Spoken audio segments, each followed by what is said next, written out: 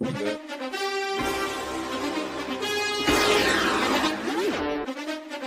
Combustion.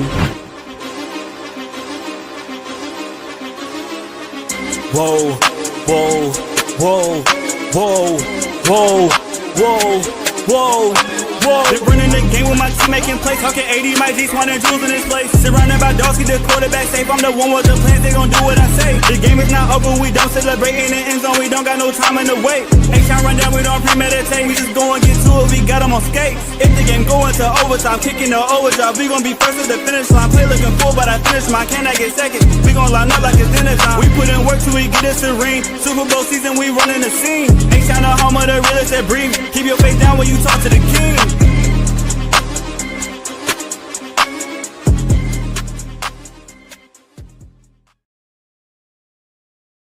What up, y'all? Welcome back to another episode of the H-Town Rundown. This is your boy AD, and I got my co-host in the building. We got Clay in the building. What up, Clay? How you doing on this wonderful Friday evening? No complaints, man. Feeling good, man. Glad to be back. How you doing, sir? Oh, wonderful, wonderful, man. We are back at it again. The Houston Texans, man, they took a L, man, on Monday Night Football. Shout out Daniel Berry. They took a L on Monday Night Football, man, and it was an ugly scene. It was an ugly scene. Houston Texans lost the game 27-19, and the score is not indicative of the game itself. It wasn't close. Alfredo is we gonna talk about it. We got a lot to talk about. We got a lot to cover. And we will talk about it. But Clay, I want to get your thoughts on the game on Monday night and how did you think the Texans fared? Oh gosh. Arguably the worst loss of the season. And I hate to be that guy, right? I don't want to be prisoner of the moment. But arguably worst loss of the season. Considering the stakes, considering the fact that you had just went on a 70-10 scoring run against the Titans and the remnants of the Baltimore Ravens. You went into this game thinking that maybe the offense has turned a corner, maybe they found some things, right? And it looks like fool's gold. It looks like any defense that is halfway average, the Texans can't run their offense. And it sucks because, again, you had 15 days to prepare, right? Like, it doesn't take a rocket scientist to know the Seattle Seahawks are right now a top two, if not the best run stuffing defense in the NFL right now, right? And you went into that game forcing Nick Chubb runs, not passing enough against the number 24 ranked passing defense in the NFL. I know there's been injuries, but still the numbers are the numbers. And you go out there and yet again, you have a game with 15 days of prep where you come out and you look like week one all over again, where CJ looks like a mess. He's missing guys. And if he's not missing guys, Nick Chubb is messing over possessions. Woody Marks can't get touches. You finally featured Jalen Noel, no touchdowns, but his best game of the season, arguably, and all for naught, right? So it's arguably the worst loss of the season. It's definitely one of the worst losses in DeMeco Ryans' tenure. And you don't even have time to really blink because San Francisco is coming in with their 7th ranked overall scoring defense on Sunday. So you got to turn around just as quickly, but this one stings, man. It does. You're 2-4. The Colts are 6-1. You can kiss the division goodbye unless the Colts just suffer something catastrophic. Thankfully, the AFC is full of fraudulent behavior at the moment. So that's the only thing that you're clinging to is that the AFC is full of frauds. Outside of that, by own evaluation, you are awful right now, specific to one side of the ball. And that's what cost you this game, just like what cost you the Rams game, just like what cost you the Tampa Bay game, just like what cost you Jacksonville. Yep. Same thing. Look, I've said it, and I'm gonna keep saying it. I've said it on the Attack of Texans podcast. Shout out Ruben and Wheelhouse Media. But we are 1 or 2 weeks away as a fan base from saying the Texans should not win another game. We should not want the Texans to win another game. We should be rooting for the Texans to lose for draft position. And you hate to be in that position, but that's where we are. And right now, honestly, with the way that the offense is playing, can you realistically say the Texans win more than maybe one or two games the rest of the year? You may can say, oh, they can pull out a win against the Raiders. Oh, they can pull out another win against the Titans. But realistically, can you mark in any wins outside of that?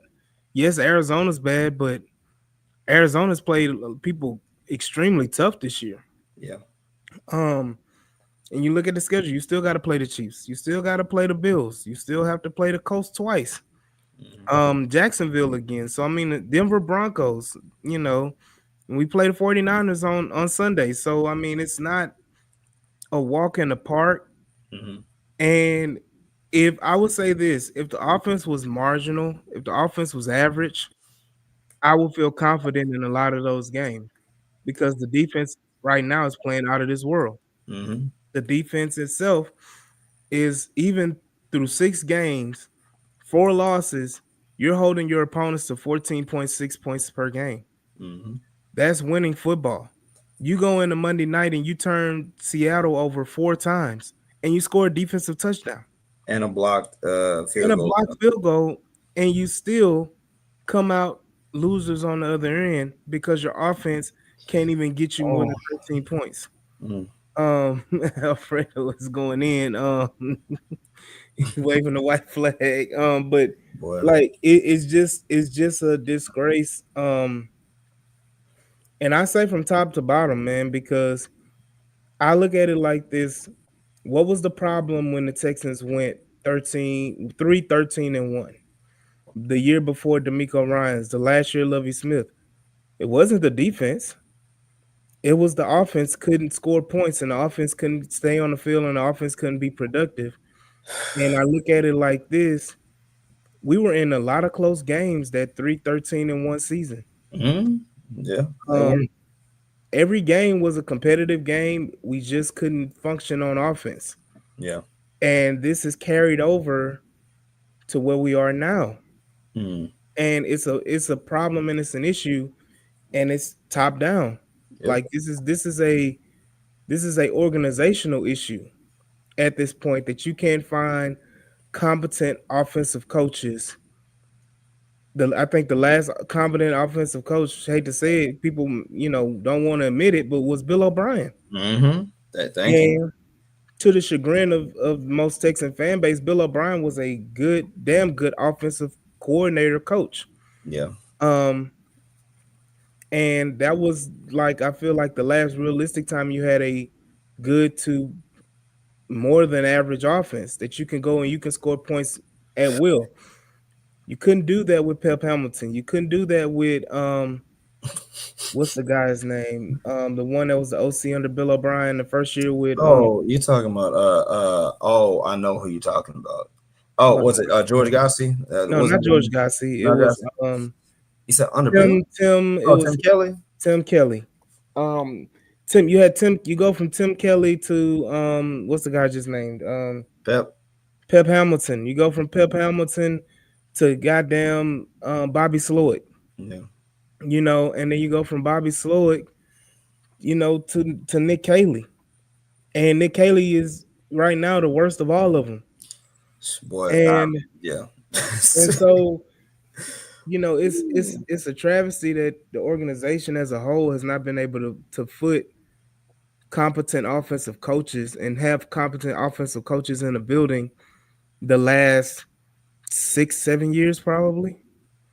It feels like 6 years. What, year three with D'Amico, and then you had two with Lovey Smith and Cully. So what, 5 years in the last five At years? least. At least. So with that, and then I would say six because Bill O'Brien got fired 4 games into that first year. So Hmm. um, it's been hard, and so right now that's the only thing that's keeping you from winning those games. Like every game we've lost has been a one possession game. Yeah. You lost to the Rams by what? 5 points? What was it? Was it 5 points? No, 4 points. Yeah, 5 points. No, it was five. Five Rams points. five. Tampa Bay one. One. Uh, Jacksonville Jacksonville was a 7. score, right? Yeah, a score. Then you had, of And course, and win. and Yeah, then you got this one eight by points. what? Yeah. 8 So points, good possession. So yeah, at the end of the day, you're in every game, and if the ball swings another way, you can say we potentially can be 5-1 right now. I think If 4-2 at the worst. yeah, I mean At four the and two worst, at the four and worst, two. and so you would be at the top of the pecking order in the AFC. And to your point, the AFC right now is going to be a bloodbath because there's going to be a lot of teams playing that are at the top that Mm-hmm. have to play each other. Yep. So you're going to see the Chiefs and the Chargers are, They, they're what, yeah. they're going to play each other twice. Read it again. Yep. Or another game. You're going to see the Bills play, the Patriots Mm-hmm. again. So you're going to see some losses come off the board and these teams kind of mellow down. The Colts are running away with things. Yep. But they're going to have a few losses here and there. But at this point, this is the game coming up for the Texans to either win. If you win, like the name of the episode is Now or Never. You win this game now or forever hold your peace. Excuse me, because I don't think that if you come out of this game with a loss, you're not making the playoffs at Mhm. starting 2-5. No, that's no, Unless that's there's some no. magic something happens where you just go on a string of winning 7-8 games in a row, Yeah. which basically is the rest of the season. No. I You have it's not having playoffs aren't happening for you, but it's been a lot of chatter because of it. It's been a lot of angst. What did Rodney say? Hard to believe Kaylee sold D'Amico on this stalker offense with no creativity or explosives. Looks like a Casario hire. Time to clean house. Hey, speaking of that, that's a perfect segue okay. into my point. Sure I'm is. I'm gonna say my point, and then Clayton, I'm gonna let you go, because you had a eloquent response to DJ Enemy and Paul Gallant and everything that's been going on and talked about. Yep. The drama with so say drama or could be drama with the Texans Mm-hmm. regarding what's going on. I've said it just like I said, we're 1 or 2 wins away from not wanting to win a game anymore as a fan base. We should not want the Texans to win a game anymore. I Mm-hmm. will say this. If you end this season 2-15, 3-14, even 4-13, that is a fireable offense with the talent you have on this roster, the lack of injuries that you have on this roster, and the construction that you have as far as big name, big names, Mm-hmm. and the team construction. I will say this, and my point has always been, and I will preface this. I've always been a proponent of before 2023, after we fired Lovey Smith, felt like everybody should have got fired after that season. After the Lovey Smith debacle against the Colts at the end of that season, Well, I remember. Well, I was hot. everybody should have been fired from the president all the way down to the equipment managers. Right. It should have been a total clean house, It was that bad. People right? don't understand. It was that bad, man. Oh, it was horrible. It was So that bad. it was horrible. Everybody should have lost their job. Nick Casario, whoever the president, Jamie Roots, whoever the president was at the time. Of course, Lovey Smith lost his job. Yeah. Um, all the assistant coaches gone. Equipment managers gone. Medical personnel gone. All of that should have happened in 2023. Unfortunately, it did not. What did the Texans do?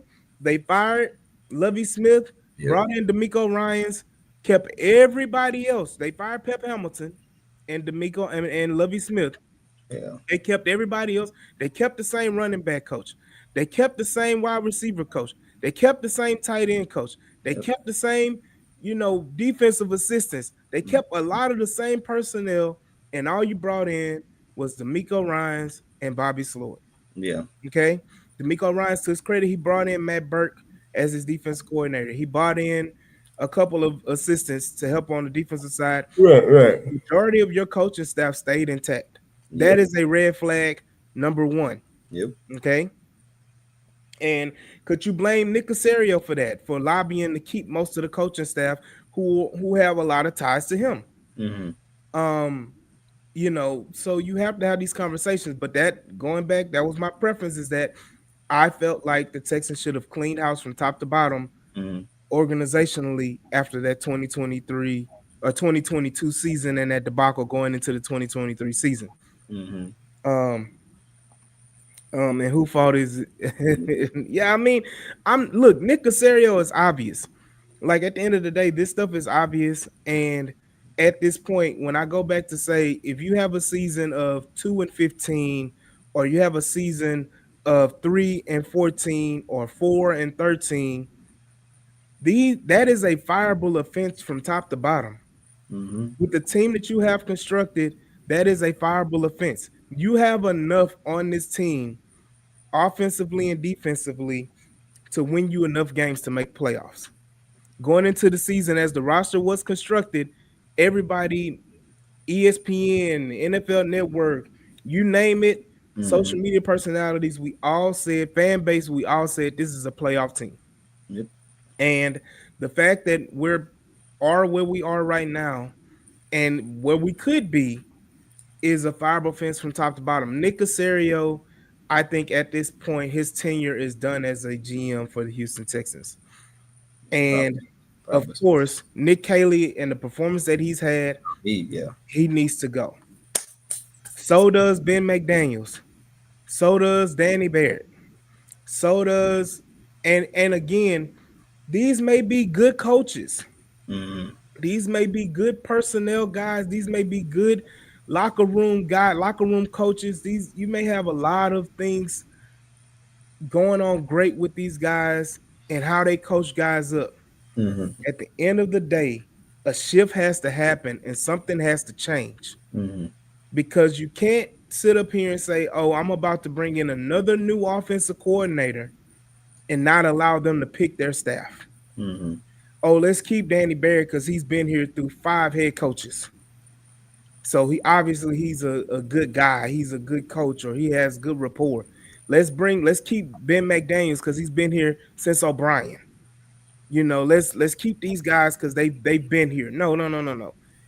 Regardless of what they are or have done, or what they are contributing to this team at this point, Mm-hmm.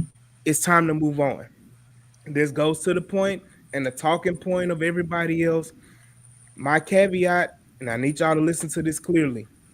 If you have a season of 2-15, 4-13, 3-14, any of that range, hell, even if you win 6 games or less, that is a fireable offense that everybody should go clean house. Mm-hmm. Do I think D'Amico Ryans is a bad coach? Hell no. D'Amico Ryans is an excellent coach. D'Amico Ryans is a great defensive coordinator, coach. Period. There's no doubt about that. But again, I said this on the Attack of Texans podcast. You cannot keep protecting people that don't protect you, Mm-hmm.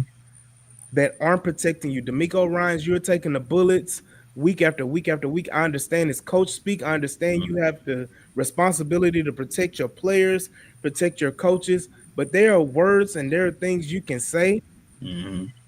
that you are not the brunt of, or you not being made a fool out of. Right. Um, you can say we are going to take a look at this as a staff holistically Mm-hmm. and not bash Nick Caley, Yep. but also not take complete blame. And yes, that is a detriment, Mm-hmm. because at the end of the day, that is a characteristic flaw that you're not being honest enough, because there are things you could do. Yep. And honestly, if it's not working with Nick Caley, let him go. Don't keep him. Don't keep him for whatever reason, and you end up losing your job. You know, shout out Ruben. Ruben in the building right here, man. Hey, Shout what out up, to you. Ruben? But Okay. definitely, I'm gonna let you get to your point because D'Amico Ryans has come up as a major topic this week, especially Mhm. after the performance in Seattle. But I want to hear your thoughts on the D'Amico Ryans of it all. Right. So real quick, hopefully, let me see. Can you see that in the? Mm-hmm. Go Yeah. ahead and yeah. Go ahead and put that up real quick. Mm-hmm. So this is my Stephen A. Smith ticker right here, right? This is, I gotta put this out here first before I even say anything about D'Amico Ryans by himself, right? Texans head coach, two times AFC South Division winner back to back for the first time since 18 and 19. 2023 Coach of the Year runner up, loving husband and father. 2014 regular season record combined since being hired before this season. Number one scoring defense owner and outscored playoff opponents by a score of 77 to 26 as a whole. I got all that right down there, right? Mm-hmm. Okay. So having given all the glaze, as the kids say, having given all the, the praise and adulation, right? Listen, this is not punching down on D'Amico Ryans. This is in no way, shape, or form us saying that he should be fired immediately in isolation, in a vacuum. We're not saying that. D'Amico Ryans, as a whole, right, has been a part and has had a hand in one of the greatest NFL franchise turnarounds you will see in recent memory, right? We have to objectively give him that, right? I personally believe that he has a lot of the traits that are necessary to be a great leader of men and a great head coach. An intensity, a genuineness or perceived genuineness, right? A guy who was intense, a guy who was basically a player but on the sidelines, right? In a polo shirt, right? Like he's a player's coach, but he wants to win and you can tell, right? Having given him all these things, right? D'Amico Ryans is not without flaw, right? Um, DJ Bieniemy appearing on an episode or a segment rather of the Galan Says podcast today, about 30 minutes long. He gave us a little deep dive into kind of since 2023, right? Which is surprising because to anybody who thinks that we're just talking about right now, no. DJ Bieniemy said there are certain things about how things have been operating within the organization since 2023. Mythical 2023, right? Offensive rookie of the year 2023. Head coach runner up of the year 2023. There were cracks then that DJ said that were happening in terms of communication and consistency, right? And D'Amico's messaging amongst players. But because they were winning, right, we gloss over because again in sports, one of the cliches that exists is winning is the ultimate deodorant, right? Like Mm-hmm. it cleans up a lot of things, makes it smell really nice, but the cracks are still there, right? But another cliche becomes do not ignore in victory what you would highlight in defeat, right? That's Mm-hmm. another one. So you fast forward to 2024. Now the fracture is starting to, percolate a little bit more, but the focus is still on Bobby Slowick, right? Because Bobby Slowick is the one who doesn't adjust. He's the one who got in CJ's face, pre-draft, right? So he was an easy target. He's out of the door, right? D'Amico Ryans gets out relatively unscathed, still has the Superman juice on. All right, cool. Now 2025.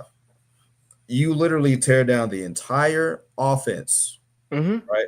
You trade Kenyon Green, first round draft pick, when we freaking could have had a backfield, not a backfield. We could have had a secondary consisting of Derek Stingley and Kyle Hamilton, right? But we won't talk about that. You get Kenyon Green up out of here. You cut Shaq Mason. You trade Laramie Tunsil. You fire Bobby Slowick. You do all these things to signify that the Texans are ready to take the next step, right?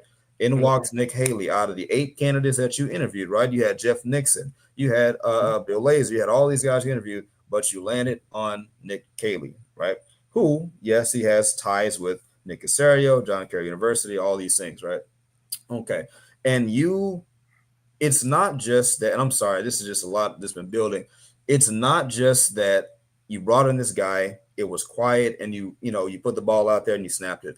You spent all off season long telling anybody who would listen on ESPN's First Take, on social media, all over the place, Tim Settle, CJ Stroud, D'Amico Ryans, taking a bunch of what looked like veiled shots at Bobby Slowick all summer long, saying, "Oh, we like this offense. We like our direction. We're collaborating so much." It's like buddy, we like each other. Nick Haley, he got the juice. He's an exciting guy. We like his person. All these things, right? Now you're 2-4, and now what, right? Mm-hmm. This offense that you championed to anybody who would listen to the offseason, is arguably the worst offense in football. I know what the numbers say. I study them, right? Like you're about what 21st in the NFL in scoring at 21.2 points per game. But the eye test tells you no, you're much worse than that, right? If it had not been to beating the corpse of the Ravens up and a halfway depleted Tennessee Titans team, you could arguably be 0-6 and with no hope at all, right?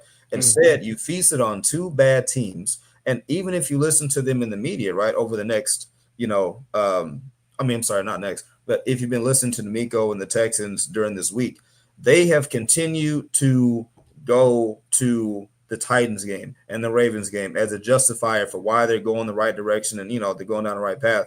No, that's being very disingenuous. That's being very untrue to the reality of the situation, right? The reality is it took you two bad teams to arguably, A, probably save Nick Haley's job before the bye. That's number one. But then B, number two, you're using those things as a vehicle to make yourself look better than what you are, right? The fact of the matter is, like you said, you're about a bad loss or two away from just wrap this whole thing up. Like George said, wrap it up, right?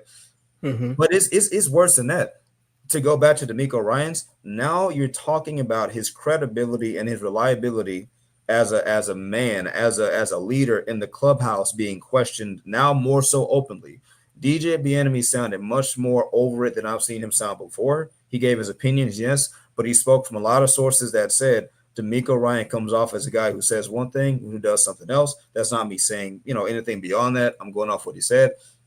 He's saying that since 2023, certain things have been brewing up until now.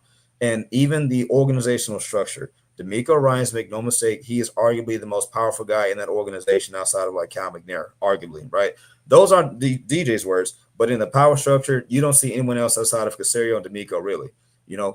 With that being said, if you're going to blame Caserio, right, you have to look at the head coach at the same time and say, I know Caserio is a convenient target because he's not as people centric, right? Like he's not this cheery face. He's behind the scenes shadow guy, right? He's easy to blame him, and rightfully so in a lot of different ways for this current roster.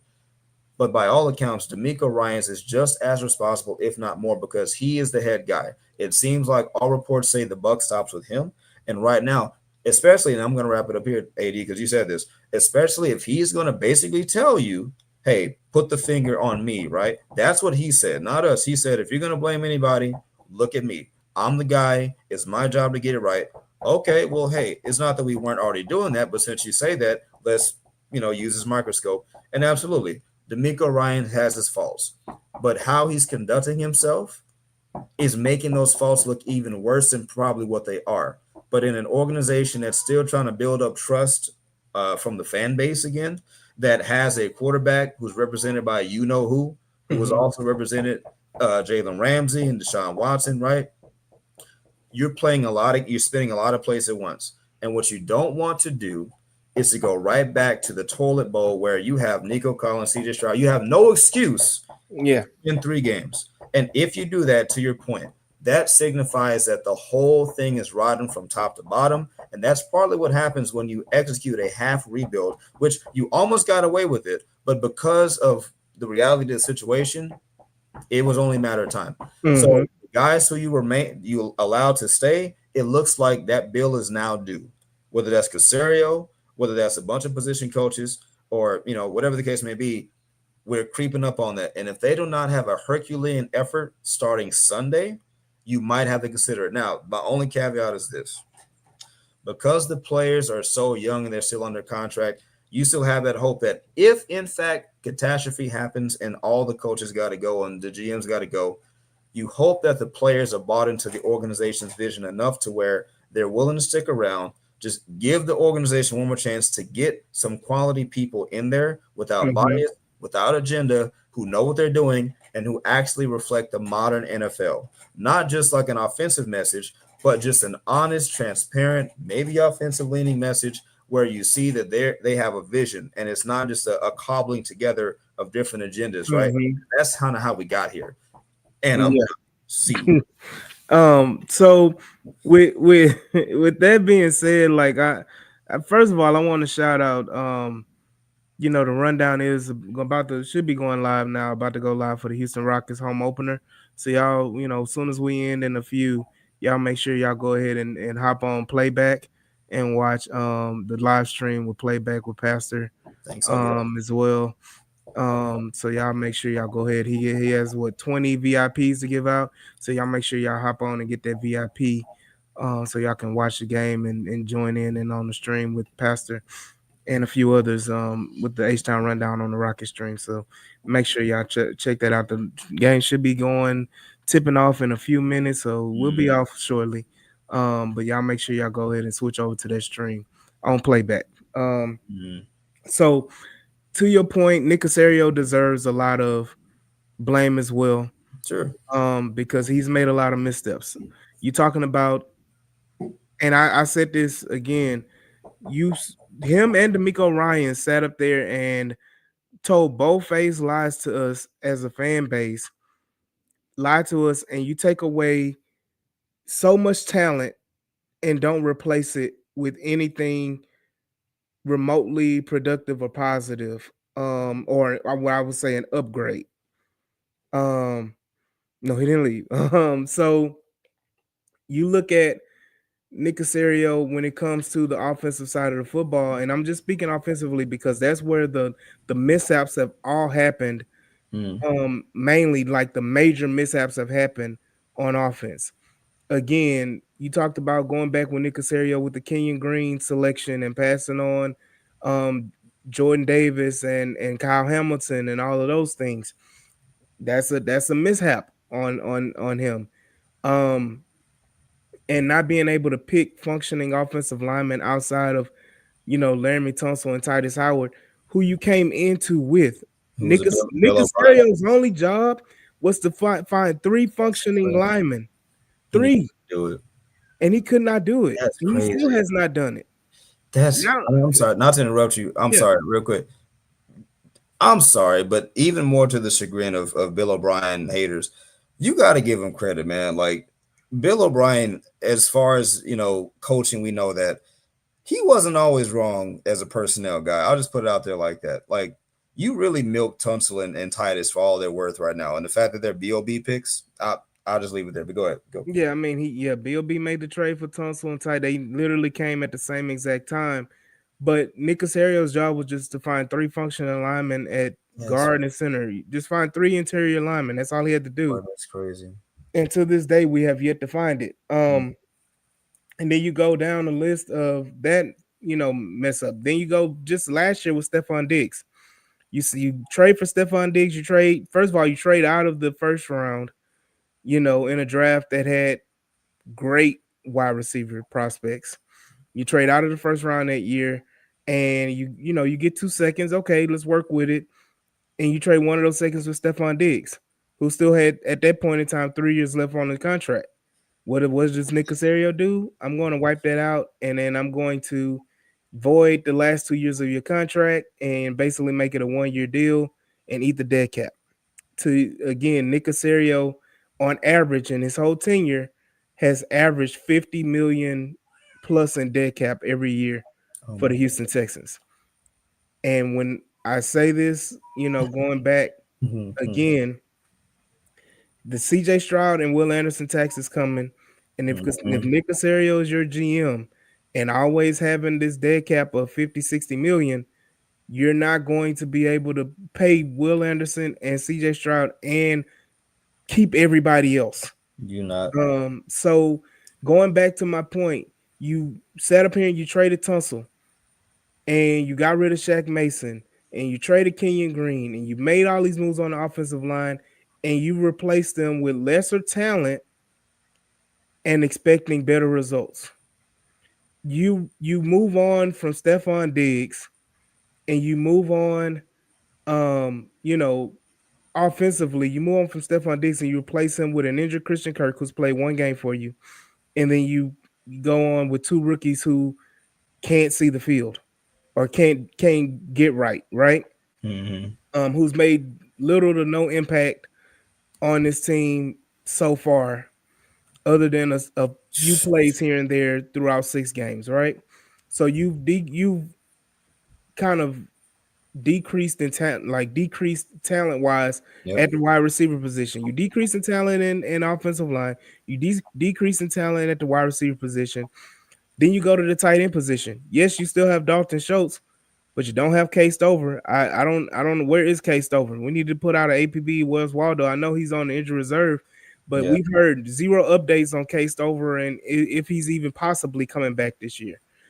Brevin Jordan of it all. He's out for the season again. So Mm. you made zero upgrades at the tight end position, and you've decreased in talent at tight end position. Running back, as great of a steal of a pick as Woody Marks has been. Woody Marks was a steal as a fourth round pick. He's an excellent talent. Nick Chubb, you know, God be with him. He's just a Washed. name. He's just a name right Washed. now. Washed. And between those two, you you're not Joe Mixon. So you've decreased in talent at every position on offense, and D'Amico Ryans and Nick Casario got at the state of the Texans before the season started and got in every thousands of fans' faces, laughed, and told us that this was going to be better. And it's absolutely not.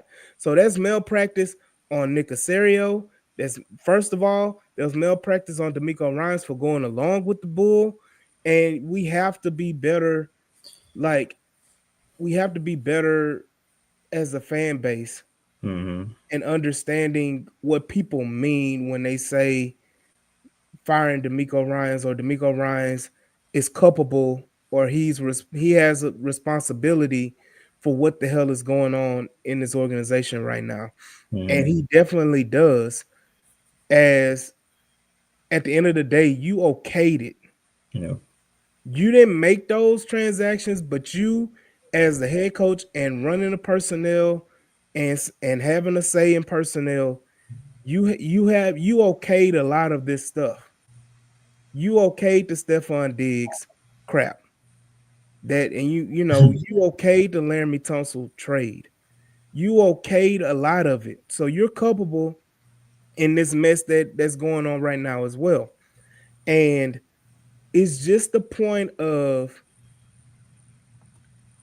you can't not escape it. Again, I'm gonna say this.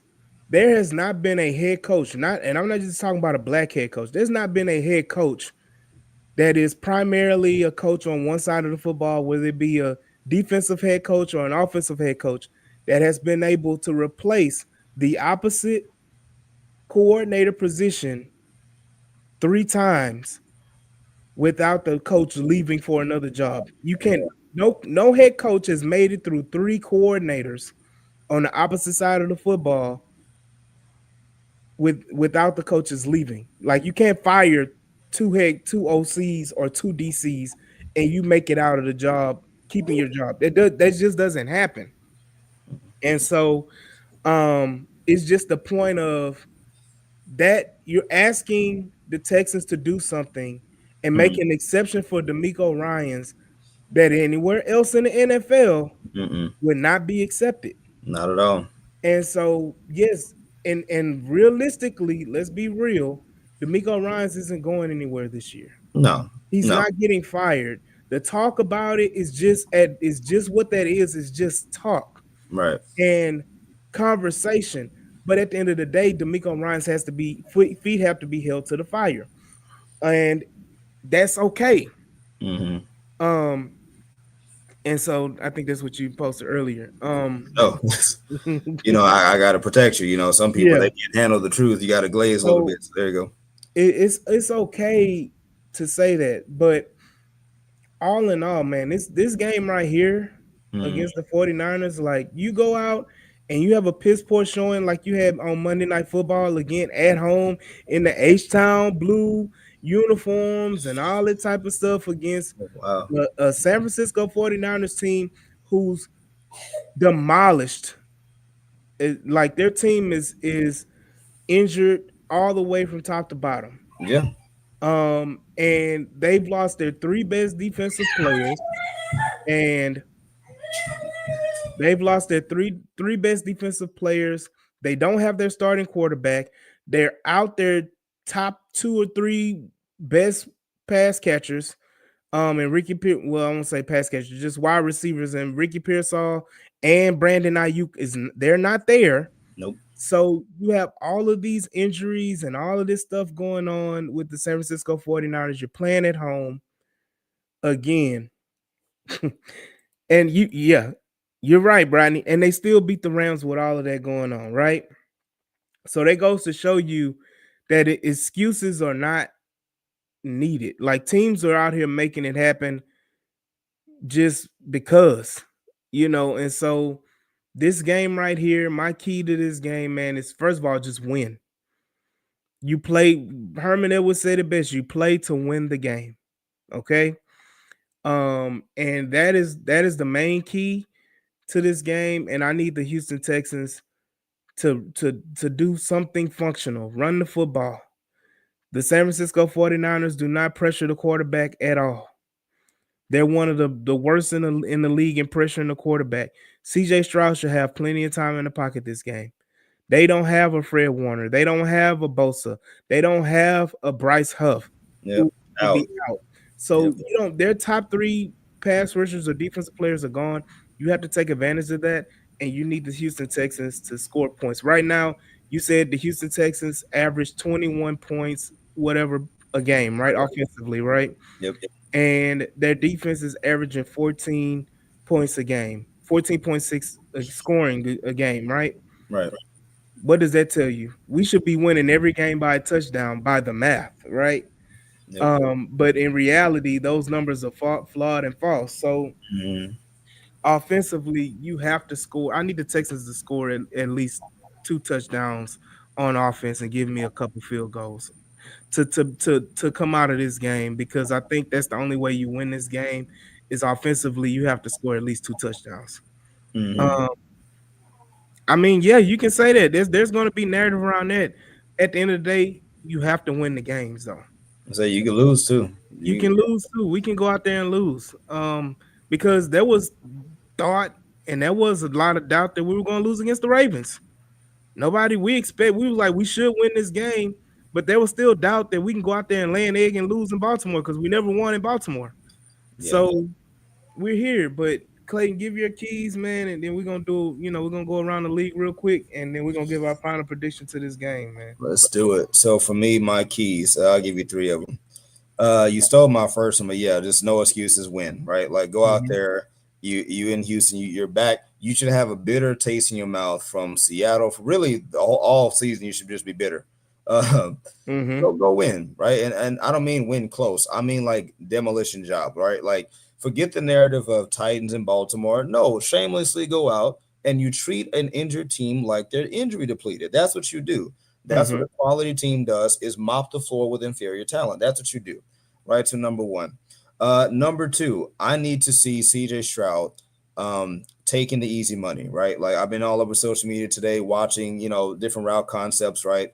And watching CJ oftentimes not taking what the defense gives him, right? Like, not really taking the open Schultz out route or the Jalen Noel quick out route that, that might not be the big money throw 50 yards down the field, but it's a first down and some change, right? It moves the change, it keeps you on the field. So I need CJ Stroud, regardless of how he feels, to take the easy money and just stay on the field, right? Mhm. And that includes using his legs on purpose, as opposed to, and kind of slash point number 2B, stop taking 15-yard sacks, right? Like, I don't want to see another, should have been a safety play ever again. I need him to, if he's going to fall forward, right? And then key number 3, I need the defense to make Mac Jones look like the guy who got, swept out of New England, right? Uh, Yeah. Mac Jones has been looking very decent, and credit to Kyle Shanahan, right? He's one of the best offensive developers of this generation, you could say. Um, and he just keeps doing it with Mr. Relevant Brock Purdy and with Mac Jones. But you have the number 1 overall scoring defense, right? Mhm. You need to treat Mac Jones like his last name is not Tom Brady and demolish him, right? That's what I need to see you do. And that doesn't mean you need to have like 5 turnovers, but I need to see either a shutout or anywhere from a shutout to 6 points, right? That's Mhm. kind of my unrealistic, key for the game. So yeah, there you go. Just win, right, and win big. CJ Stroud, stop taking bad sacks and just take what the defense gives you. And shutout, right, or at Yeah, most one score. That's what I want to see, and that will be the perfect palate cleanser for this weekend. You'll be 3-4. yeah. Swan is here. Shout out Auntie Swan. Hey, what's up, Swan? Welcome back. Yeah, of course, Beat the stop COVID. How CMC. y'all doing, fellas? All right. We in the part of the what are your keys to the game? So we'll ask you what your keys to the Texans to win this game. And then we at the point of the going around the league giving our prediction. So the keys to the game are do not play uh Barrios, Diary, Justin Watson, Damian Pierce. No, but Mhm. I mean I am serious, but no. Actually I was listening to you, Clayton, and I agree with you. One getting the ball a lot quicker, not taking, dumb sacks, throw the ball away. Um I think they need to come out quick, and fast. I don't know we said it every week, but I think the game plan they had in the fourth quarter of the Titans game and definitely what they did with the Ravens game, that mindset. But it's the personnel. So to me, if Kaylee ain't going to use the right personnel, and I don't know. Defense, as long as they make them dumbass, sorry, those dumb undisciplined penalties of personal fouls. Mhm. That's that, and I don't think there's anybody on the 49ers right now that's healthy Mm-mm. besides CMC that can cook us like George JSN. Kittle, George Kittle's back. Yeah. Okay. Well, you know how our history is with tight ends, so yeah. Oh, that's gonna look lovely. What you're talking about, Petrie getting burnt by. Boy, Yeah. boy. But seriously, the defense just does what they need to do. They played a very good game. You just had A great game. you. But what I'm saying, those two penalties killed you. The first one allowed for a play to extend, and I think that's what they got the touchdown on. Yeah, it was. And then the end of the game. So when What you else? have those dumb, undisciplined penalties, can't matter. Other than that, and I mean JSN has been cooking folks, so it ain't like it does. But I can't really complain about the defense. Mm. Really, it's just really the offense. The O line. I need to have one left guard that rotating. I can't have that. Yeah, I don't even want to talk about that. You asked And what the they, keys bro, were. and they tried to, bro, Rotating guards. and they I, told no. Juice said they told him Saturday that they were gonna I go saw back to that. it. You They spent. told- I'm sorry. You spent 14 days practicing with Scruggs, and then the day before. I don't know if y'all remember this real quick. Remember the rumor that the team would work on the plan all week, and Bill O'Brien would Would change it come in and scrap it. Yeah. on Friday or Saturday. Y'all mhm, remember that Yep. when that rumor came out? Mm-hmm. Sound familiar? mhm, Oh, Where absolutely. he Yeah. came from? Mm-hmm. yeah. Okay, so whatever y'all been practicing this week, that's what y'all need to go out there and do. Don't be changing personnel. Let somebody get hurt tomorrow or get sick. Roll with whatever you practice with. Yeah. So I mean, we gotta make it. We gotta make some shake, and at the end of the day, I'm gonna say it again. We're 1 or 2 weeks away. 1 or 2 weeks away From what? Everything from got to go. and not just everything gotta go, but as a fan base, we should not like. I'm just say me, but I would say this should be as a fan base, and this is just my opinion, but I just feel like we 1 or 2 weeks away from not wanting the Texans to win another game. Um, Nah. and I know that's not popular, but at the end of the day, like you need the best draft pick at that point, and you're not making the playoffs, and having winning games for pride's sake is not, and dropping you 12 spots for a draft pick is not, that determines a different level of player that you get. I said And you were right. it just is what it is. That, like I said, it's just my opinion. So again, I'll say it again. We 1 or 2 weeks away, because if you come out and lose the next 2 weeks and you 2-6, what do we want? What are we here for? What I are think we trying to win games for other than pride? I was gonna say at 10 and Um, that 7, point you gotta 10 start and trading 7 guys off at that point. well, 10 and 7 will get you into the playoffs. That's why I still have that belief in them that because you're means going you would have to. That means you would have to go on a remarkable run, and with the offense playing the way they playing, they would have to to. do a. They would have to do a 180. You And gotta go shout out 80 to to you, the more rest of the power way. to you, Swan, and you keep the faith and you keep the power and you keep hope alive. But You over gotta go here, 8-2 the rest of the way. Only reason why yeah, I say they that would is have to, after losing this game, like Clayton said, they would have to go 8-2 the rest of the way. And with the way the offense is playing, I just don't see it. But I do. Let's go ahead and go into this roundtable because yeah, it's that time. Um right now, looking at the schedule, I'll start with Atlanta, Miami. Atlanta. That's not even Yeah, Atlanta. yeah. I mean, it's a lot of lopsided give games me this 30 week. to 6. The next game is New York and Cincinnati. Ooh. Wait, Giants or Jets? No, Jets. Oh, Jets. Cincinnati. Oh, Cincinnati. Jets and Cincinnati. Yeah, Oh, but they yeah, they haven't won a game, so I don't see anything yeah. changing. Yep, Cincinnati. And then next game, New England, Cleveland. New England. That'll be a good one. Yeah, I'm gonna slightly give it to New England. yeah. Um, They defense. yeah, they defense is playing well, but I think Talk New about England. Cleveland. I'm talking Cleveland Yeah, I know, defense. that's what So I'm saying. Yeah, Cleveland yeah, defense is playing well, but I just think New England got too much offensively and got too much everywhere else. Yeah. Um, yeah, and then you got next game is Philly and New York. That's probably is gonna be a better game than what people think. I think it's gonna be a Mm-hmm. blowout Nah, because they no. Here's the reason. Only reason why I say I think it's gonna be a blowout is they announced some injuries that they had, but most importantly, remember they beat them 2 weeks Hmm. ago. So yeah. revenge.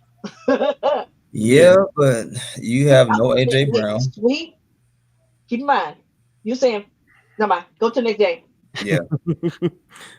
We got Carolina and Buffalo. That you know what? Give me Carolina. You said Carolina and Carolina in upset. Buffalo. I Oh, Hon- got no. Buffalo. They're in Carolina. Give me Buffalo. In Carolina with the Carolina, upset. I still Bills. I'm sorry. I'm gonna go with Carolina. Give me Got you upset. Carolina an ugly I win got by Finley yeah, and I got Philly winning against the Giants. Chicago and Baltimore. I got Chicago. Chicago. Yeah, Lamar still ain't back, right? Nope. No, Um, it's Lamar Light playing. yeah. New Orleans and Tampa Bay. I got Tampa. Tampa Bay. Yeah. Um, They. I'm gonna go Saints. I'm gonna go with the oh upset. wow. You got Indy and Tennessee in Indy. Indy. That's gonna be Yeah, I got them putting 50 on them. they I was Yeah, just about to say they No, hold up, no Justin Simmons. yeah. about to be. Oh, he not even. Oh yeah, no, No, that's he No, not he not. That's playing. what yeah, I said. Yeah, I yeah, said no, 50. that's Yeah, then you got probably one of the best games of the week in Dallas and Denver. ooh Dallas. Give me Yeah, Dallas Yeah, I I'm think going Dallas. Denver. because Yeah, Denver's not And that Denver, good. right? yeah, That altitude. They're in Denver, but At altitude. Dallas offense is back now that they got CD Lamb. I think it's Their defense still sucks. Yeah, they do, but Denver has been kind of fraud all season. They've gotten by, but they're not like that. Yeah. yeah, and then I need to so be fraud. but Nate, the Sunday night game you got Green Bay and Pittsburgh. Mm. Aaron Rodgers Mm. going back home. No, sorry. You say in No, Pittsburgh? Oh, yeah, they okay. in But Pittsburgh. he's And still is playing his Jordan old Love? team. Is Jordan Love? Is he playing? He's Yep. playing. I'm going Rodgers on this one, so I'm gonna go Steelers. Give me Packers. Petty. Mm-hmm. I'm gonna go Packers. Yeah, I'm gonna go Green Bay as well. Kansas City and Washington with no JD. 5. Yeah, we know how that's supposed to go. Ain't That's Yeah, even. So we got I got Kansas City winning that game as well. And then of course we got Houston at home against San Francisco. I Oh gave yeah, I gave my prediction on the Attack on Texans podcast. Y'all check that out. I'm going I the got Texans I winning got 28-17. the Texans winning the Yep. game 28-17. You got more faith That was in me. 31 because you got to get a Kyrie field goal in there No, somewhere. you got. Oh no, that's that Charles Yeah, Barkley. No, yeah. no. I don't see them scoring that many points. I say that my prediction is Texans 17, 13. I got 24-13 Texans. Y'all got 20 points, man. Like when when the last time we scored 20 points? Only reason why I Have we think have is hold on. everything that was said this week. I, I hate it, but it tends to happen when you crap all on them. They come out and they go look They good, got to prove a point. Yeah, they got to come right? out. They probably gonna And try to it's prove like a I point. out that it's not this. That's why I'm giving them 31 because then we gonna say why the hell you didn't do that last week. Hey, Don't make at the end sense. of the day, they can score 50, and Hmm. I'm still gonna say it ain't worth nothing because you got to do it more than that one time. So Yeah. again, again, more power to the Texans. We gonna pray on it, and we gonna hope that the Texans win this game because what happened? If they lose this game, I'm going back to Kenny Smith in that dunk contest when Vince Carter did that dunk and he made the signal. Yeah. It's over, ladies and gentlemen. It's over. Go It's home. over. No, let's go home. Let's go home. It's over with. I But wouldn't be surprised if it's 20-17 because if it just really gets into that defensive battle. But I expect them to try to put up more points. And I didn't say all of it would come from the offense either. yeah, So Well, yeah, you know what? I can see like a Mac Jones pick six. I can yeah, see that. okay. so I'm saying that. I mean, look at we. Hey, Our boy Will got one his first one last hey, week. keep. We gotta keep hope alive, people. See, Again, man, funny. this has been a great episode. Of the H-Town Rundown. Y'all make sure that y'all switch over to playback and catch Pastor running with the Rockets right now. The Rockets are down right now, 17-14, just starting in the first quarter. So y'all make sure y'all switch over, tune in to playback, H-Town Rundown on playback, and y'all catch that live stream over there. Make sure y'all get y'all VIP tickets so y'all won't miss a thing again. But before we go, I do have one thing that I want to highlight. I do have a fundraiser going on. I'm partnering with the Impact Foundation. Is a nonprofit foundation that gives out scholarships every year. This is one of their scholarship fundraising events happening November 15th. If y'all see it right here, posted right here on the screen, y'all go ahead and scan that QR code. If you purchase a ticket and show up, it's free food. You're gonna have free drinks as well, live music. You're gonna have raffles, silent auctions, and I am giving away a pair of my Texan tickets as a silent auction grand prize against the Colts at the end of the season. So as much as those people hate the Colts and want the Texans to spoil the Colts season, y'all make sure that y'all go ahead, scan that QR code right there on the screen. And y'all make sure that y'all go ahead and purchase a ticket. And it's gonna be a great event, and it helps out those students of tomorrow. This foundation gives out 30 between 30 to 50 scholarships every year, $500 or more every year to students across the Houston and surrounding areas.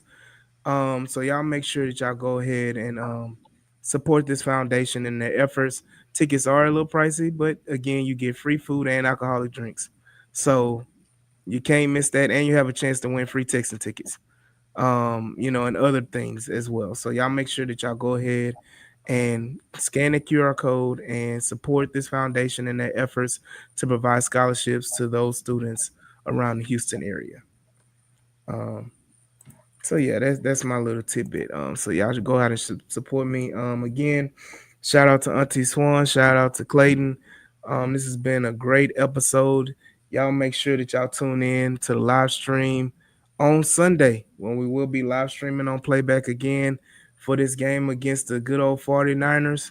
I will be in attendance, so I won't be on the live Yeah. stream, but y'all make sure that y'all tune in. Swan too as well. So y'all make sure that y'all tune in.